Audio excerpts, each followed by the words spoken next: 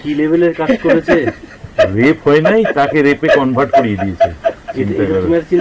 বিজেপির মন্ডল সভাপতি গঙ্গাধর কয়ালের যে বিবৃতি এসছে এবং কথাবার্তায় তার যে কথা শোনা গেছে, আমরা দলের পক্ষ থেকে এবং পুরো বিষয়টি আমাদের সাংগঠনিক স্তরে দেখে স্থানীয় মানুষের সঙ্গে কথা বলে এটা জানাচ্ছি যে ভিডিওটি ফেক, ডক্টর কালিমা লিপ্ত করতে, বিরোধী দলনেতার ভূমিকাকে প্রশ্নচিহ্নের সামনে দাঁড় করাতে, সর্বোপরি বিজেপির কেন্দ্রীয় নেতৃত্ব এমনকি প্রধানমন্ত্রীর সমালোচনা করবার জন্য পরিকল্পিতভাবে এটাকে প্ল্যান করা হয়েছে।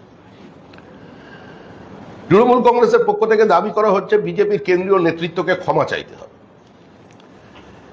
এই কাজ করে তৃণমূল কংগ্রেস কার্যত বিজেপিকে আক্রমণের থেকে বেশি সন্দেশখালীর মহিলাদের, যাদের মধ্যে তৃণমূল কংগ্রেসেরও মহিলারা আছেন, আজকে তাদেরই অপমানিত করলেন, তাদেরই মিথ্যাবাদী বলে মানুষের সামনে তুলে ধরছেন।